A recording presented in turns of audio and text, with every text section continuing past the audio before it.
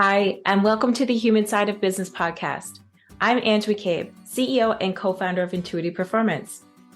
I'm a performance coach, HR professional, whole person leadership facilitator, and your host.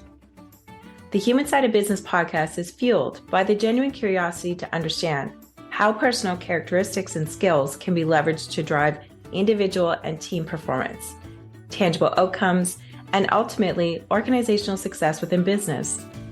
Each podcast is devoted to sharing knowledge, expanding our learning edges, and exploring the trends in corporate culture towards growing the emotional intelligence of organizations. I'm so glad you're here.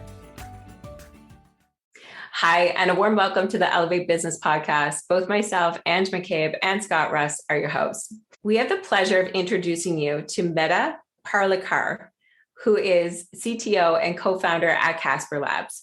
Medha is a process-oriented leader with a track record of developing business results using an incremental approach that technical teams understand. Having worked in all facets of software engineering, Medha has gained the perspective to resolve conflicts, guide and inspire teams, and bring about optimal organizational outcomes. Welcome, Medha, to the Elevate Business podcast. So glad you're here today. Thanks so much for having me on. Really happy to be here. Fantastic. So excited to dig in with you. Tell us a little bit about your journey and the role that you play at your company. Oh gosh. So I got into technology actually, thanks to my father. I fell into it. He exposed me to computing when I was a preteen, and I didn't pursue IT in college, but did come back to it simply because I was an outlier. Someone that had worked with IT for a majority of my life. Mm-hmm. And, presently now I'm the CTO and co-founder of CasperLabs, which is an enterprise blockchain professional services company. And we're also the builders of the public Casper network. Wow, that's fantastic. Yeah. So tell us a little bit about, from a leadership perspective, where has been, I guess, the largest aha moments for you at CasperLabs? Oh, that's a really great question. For me, a big aha moment really was, in terms of always trying to deliver value as a leader.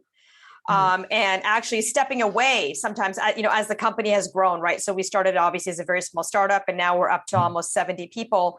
And as the company is evolving from this very small core group of individuals where I was involved very much in the day-to-day operations, learning to take a step back and allowing my team to actually, run things for me.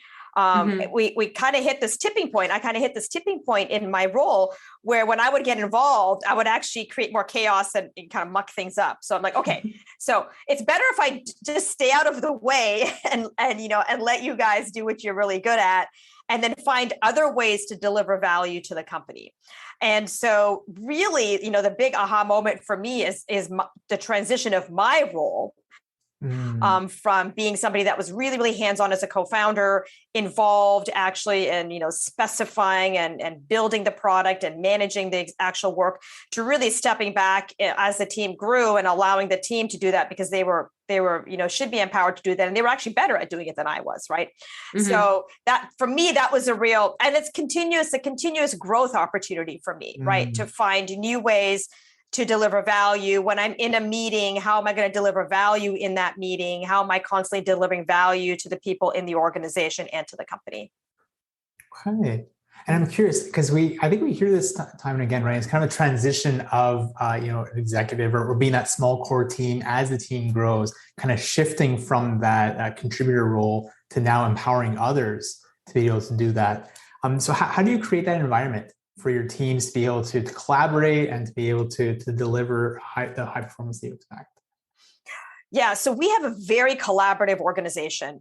In the engineering organization, I believe that teams are kind of a representation of the hierarchy and the organizational structures you set up. So we have a single team on the engineering side. It's very flat. It's very matrixed. We do have, principal engineers and, very flat title structure, right? You're either a principal or you're a software engineer. And then there's, 2 directors in engineering. And so that very flat organization really, really helps because there's no hierarchies, right? So all ideas are heard and we come to a consensus or agreement on approach very much through a collaborative process where everybody is heard, right? So all ideas are on the table and there's a good debate about the merits of the ideas. And this really brings around a lot of inclusion. It brings, you bring people along because we have very, very bright engineers on the team, like really like smart guys. I'm really proud of the caliber of talent we have on our team, but they're very passionate. And so when you have really bright, passionate people, they'll come into, and they're very creative. So they'll come into a solution with a good, strong opinion on how they think it should be done. And so the debate process can become, pretty drawn out. And as an organization, we have chosen very explicitly to invest the time and energy to bring everybody along, right? So we're very inclusive in terms of, the merits of different technical solutions, because with software, you can really solve a problem in many, many, many different ways, right? It's not quite the same as building a house. You're not beholden to the laws of physics, right? When you're building software. So there's a lot of different ways to skin a cat. So really debating out the merits of these ideas is super important. And what comes up for me in all of this is yet another question out of curiosity, Medha, in the sense of, how do you bring along the human skills so that there can be active and healthy debates in figuring out how to skin that proverbial cat or solve the problem?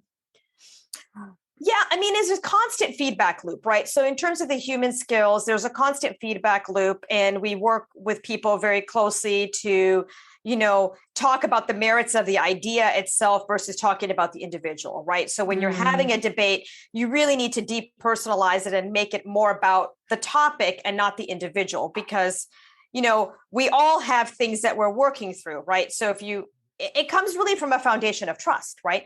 You need to have that foundation of trust and know that, hey, we're all on the same team.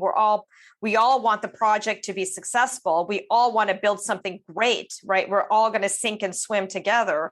So let's make sure that we're not engaging in any kind of personalization. And like, this is a maturity thing, right? So you all want to be professionals and you want to be mature. So you can always disagree about the merits of an idea. And just remember that, we're all friends and family, and, we're here to make the project better. So really putting that at the forefront, right? When we're having these kinds of debates. Definitely. And it brings up another factor, this whole concept around trust in the workplace. Hey, Scott, we've been having a lot of conversations, especially as of late, with current clients around what trust looks like. And oftentimes we're asked, okay, well, what is the trust formula? Based on your experience with your team, Medha, what does that kind of look like if you had to explain how you continue to build trust within your organization? Well, I think trust actually comes, it's a few facets, right? So I think one big thing is allowing yourself to be seen. So knowing the knowingness of the individual, like knowing your team, other teammates, right? And so we're a fully remote team. We do invest in offsites, right? Or on-sites, as I like to call them, because we're always offsite. So we all get together for on-sites at some interval. And especially in the early days, we all used to live in Airbnbs together. We would make meals together. We would go out to, we would obviously dine together. And so really, when you see somebody in their pajamas brushing their teeth, you see that human side. It's kind of merging the workplace and living together, and so you actually build those bonds, right? And I think knowing how a person is inside and allowing yourself to be seen, and that's a lot by leading by example, right? So for me as a leader, I allow myself to be seen with the developers and create a climate where we're talking about who we are and what's going on in our lives. I think also helps build those foundations of trust. And then also it's, over time, trust actually also builds over time. So you have an opportunity to work with each other, you build that rapport, you build that trust, right? Over time. Yeah. And you had mentioned offline, the importance of kind of weaving work and life together for your team, for your employees. Can you tell us a little bit more about that and what that looks like? Yeah. So, a lot of people refer to this as work-life balance. And I feel like it's not like you balance work and life on any given day. I think it's much more like a sine curve. Sometimes it's like this, sometimes it's more, sometimes it's like a really extreme sine curve, and sometimes it's more balanced like a sine curve. But there are days where there's peaks and valleys. And when it comes to my personal life, so there's days when I'm working really, really hard. And then there's days where I'm able to invest in my family.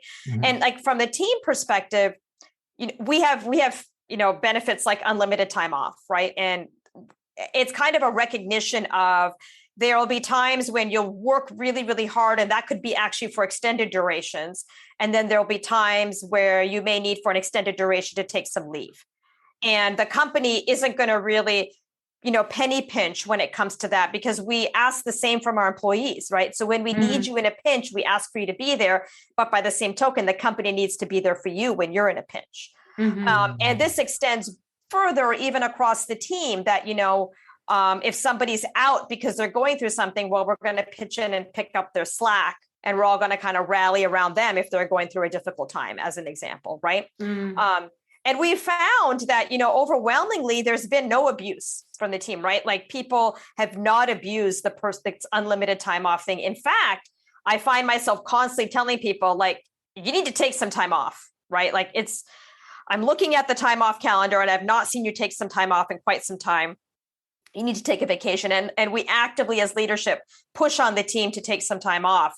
There's certain board members where we just observe that they're just not taking enough time off. And it's like, no, you need to recharge and come back, because we recognize that if somebody's overworked and they haven't taken time off, they're actually not performing at their best, right? Yeah. They're not giving their best. Their creativity and their ability to come up with new and innovative ideas. When somebody gets exhausted, they're not able to do that. And so you want your technical staff to be able to have those flashes of insight, those flashes of realizations, particularly in a emerging technology like blockchain, right? So we need our people to be well rested. Exactly. And I tend to agree with you in the sense of other clients or experiences where I've seen companies that deploy an autonomous kind of leave or vacation policy that it almost takes it from that scarcity mode of I only have 3 weeks and this is how I have to divide my time. And then, oh my gosh, I got to have conversations with Meta so I can take more time off because I have a family emergency, et cetera, et cetera. And that kind of, again, scarcity mode or fearism goes away, because it's almost like, okay, I'm entrusting with you that, it's a give and take relationship, and we're here to support you just as much as you're expected to support the service or product that we're looking to scale. Definitely. Yeah, that's exactly right. And I look at things in terms of the value they're delivering. Right. So particularly in the software development space, if somebody is well rested and they have this flash of insight and they come away with an idea, they could potentially deliver a piece of value that will 10x the software. Right. I mean, you can't measure that in terms of the number of hours they're working, right? So the rubric just falls apart completely. Right. Because when you start measuring the value that somebody is bringing, it's completely disconnected from the number of hours that they work. And it's even disconnected from their seniority level, right? It really comes down to, how effective is your staff, right? And I find that our team is much, much more effective when they're well rested, right? They're able to think more clearly, and they're able to, deliver more value. And that's really what we want to focus on. And I look at, building a startup and building a great company is a marathon. It's not a sprint. So you got to pace yourself, right? You really have to pace. There'll be small sprints in there, but in the macro sense, it's really a marathon. And so you don't want to burn out your staff. Exactly. And I'm curious, so throughout the growth that you've had at CasperLabs, I can imagine there's been a lot of kind of promoting within and building up emerging leaders. I'd be curious to learn a little bit more about what are some of the challenges that you faced, seeing individual contributors kind of stepping into new leadership roles, and how you support them along the way. So in the technical sphere specifically, the biggest challenge you'll find in technology is there's a dichotomy between technical strength and leadership capability, or even the desire to be a leader. What you usually find in the technical sphere is the highly, highly technically skilled individuals don't want to do leadership, or they may not be suited for leadership, right? Because they are these incredibly brilliant people with very high IQs, but then the dichotomy is that their emotional quotient may not be as, you're talking about the Sheldon Coopers, right? And love my team. We have our share of Sheldon Coopers, right? And they're incredibly, incredibly brilliant, but not necessarily the best individuals to do the soft skills and have the kind of, ability to manage people, right? That are not other Sheldon Coopers. Yeah. And that's from the Big Bang Theory you're referencing, is that right? I'm referencing the Big Bang Theory, absolutely. From the Big making Bang sure everybody's Theory. up to speed. Yeah, exactly. But those personalities, and particularly in the blockchain sphere, right? Because it is a very early emerging technology. We're building a layer one protocol. We have a lot of highly, highly intellectual PhD level mathematicians, rocket scientists, literally on the team. And so, developing leadership there has been really more about the soft skills, right? Having these debates and managing conflict and making sure everybody is bought in, and having these delicate conversations around, maybe we're not going to go with your idea, or I disagree with your idea for A, B, C, right? Because you can't just throw down a gavel here and say, well, we're just going to do it my way. Right. We don't want to do that. That's very antithetical to our philosophy here in engineering at CasperLabs. And so those are skills that we are developing in prospective leaders in the organization. And it's been a slow process, because some of them are begrudgingly becoming leaders, right? Whereas the ones that want to be leaders may not necessarily have the aptitude or the skills or the maturity yet to be a leader.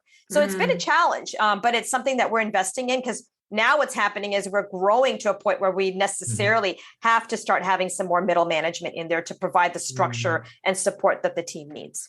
Definitely. And what kind of comes up for me is, how do you identify your emerging leaders? I've always been curious about this question, because everybody has a different definition or lens as to how to approach it.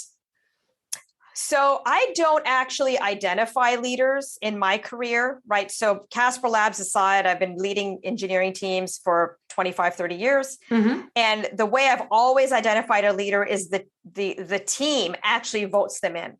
So the leader isn't defined by me, they emerge. They actually just emerge out of the team dynamics. Okay. And it's a very organic thing, right? So they're almost kind of like they just emerge. Like, I don't know how else to say it, except that when the team has to collaborate on a set of topics or an idea, I will say, okay, here's a problem you guys have to go solve. And there may be a group of 5 or 6 or 7 of them that have to solve. Someone will naturally kind of say, okay, they'll structure the conversation. They'll start putting a stake in the ground. They'll start proposing ideas. They start kind of managing the conversation, right? So it just, they emerge. That leadership naturally emerges, and the team starts following this person, right? And over time, right, that's the easier way to do it, because they've already kind of voted them in, right? Versus me saying, well, here's your new leader, right? Right. They've already voted them in. And usually what I do is I let this individual kind of operate in that role for, several months, 6 to 7 months. And then we say, well, you've already kind of been doing the job, right? So now you've kind of already been doing the job. These are the other things you would have to do if I'm going to formalize it into a management role, right? And usually it's a progression into team leader, where they don't have like management responsibilities, but they're actually organizing the work. They're getting the team to collaborate. They're setting some definition around what needs to be done. And then eventually that migrates into where they're setting goals for the team and actually doing the performance reviews and dealing with, and then on top of that, then ultimately hiring and firing decisions. So that's usually kind of the way I progress it along. But I always let it kind of be an outgrowth of what the team is kind of choosing. That's interesting, because it automatically means that they have buy-in with the emerging quote unquote leader. Exactly. Yep. Exactly right.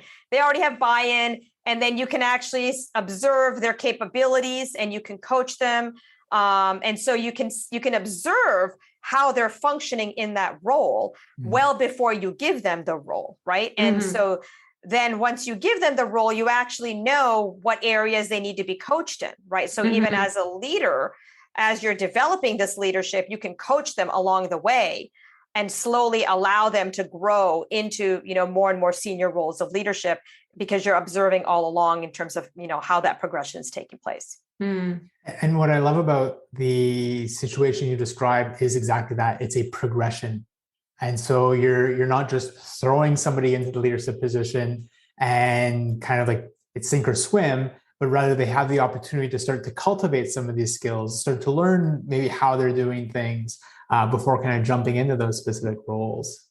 Yep, that's exactly right. Okay. It's better for the entire organization, definitely. Yeah. And so, sorry, go ahead, Scott. I think I cut you off. Go for it, Ange. I know you're excited. Yeah, I'm getting excited about this because my coach approach and facilitator brain is that makes total sense. Progression and it being organic and inclusive, but my people and culture brain around succession planning and forecasting is having a bit of reaction to that, because it's from a CEO or co-founder perspective, how do you go about ensuring that the right people are in the right seats at the right time? Because there might be a little bit of tension or conflict with regards to the organicness of a quote unquote emerging leader versus the business demand. Yeah, so there definitely is a bit of tension. And in terms of the business demand, what I always tell my leaders is you always want to be in a place where you can take a vacation. Right? Because if you don't set yourself up in a place where you can take a vacation, then you're not actually cultivating leadership in your organization, right? So number one, from an engineering perspective, we want our engineering team to be as autonomous as possible, because then our managers and our leaders can go out and deliver other value, right? Right. Instead of just managing them. So one, every leader in my organization I always kind of drill this into their head. If you ever want to take a vacation, right, make sure you're cultivating leadership within your team so that you can step away from these roles, because you're never going to be able to, I'll never be able to promote you unless you have somebody that can step into your shoes, right? So when you frame it that way and tell them your promotion is directly dependent upon you managing yourself out of a job, right? So you can go do bigger and better things, is a great way to frame the idea of you should have a succession plan, right? And from my perspective, that's what I've done my entire career, is I always make sure that I'm developing my number one, so that I know that the organization is robust and anti-fragile, but two, so I'm promotable, right? So I want to be promoted. I want to go deliver more value and do other great things. So I need somebody that I'm always cultivating to kind of step into my shoes and being really tightly aligned with them. So that's a message that I push down across all the groups, right? Yeah, definitely, for sure. I appreciate the intentionality behind that. And so shifting gears a little bit, what's the vision for your team looking past 2022?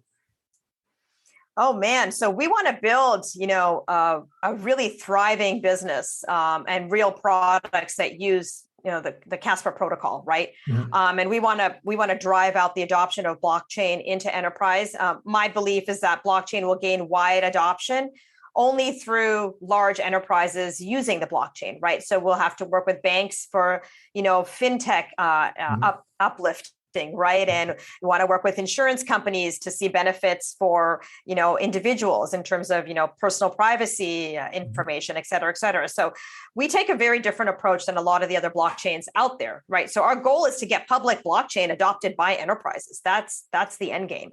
And to build a large, thriving, professional services company, much like Red Hat, in the blockchain space. That's our goal. That's fantastic. Thank you so much for sharing with us, Medha. We like to ask all podcast participants, what are 3 words or what are a few words of inspiration that you would want the world to hear? 3 words, that's a challenging one. I would say if I had to just stick to 3 words, I would say never give up. Cool. That's awesome. We really appreciate you joining us today and sharing your leadership and entrepreneurial insights with Intuitive Performance and our subscribers. So for those who would like to learn more about CasperLabs, we're going to provide a link to your company profile on the Elevate Business Podcast title page. Take good care. Thanks so much for having me on today. It was a pleasure. Thanks for listening to the Human Side of Business podcast. I'm glad you could join us. If you enjoyed today's episode and want to stay updated with our latest content, make sure to visit our website. The link can be found in the episode description, where you can subscribe to the podcast, sign up for our newsletter, and learn more about our whole person leadership services. Sounds interesting? Explore the Whole Person Leadership Cohort by Intuity Performance, a unique program that offers unparalleled support to managers on every step of their leadership journey. Our program features evidence-based assessments, workbooks, group coaching, and interactive learning experiences to help you level up your leadership skills. Reach out today to apply to one of our upcoming cohorts. Until next time, take care and stay curious.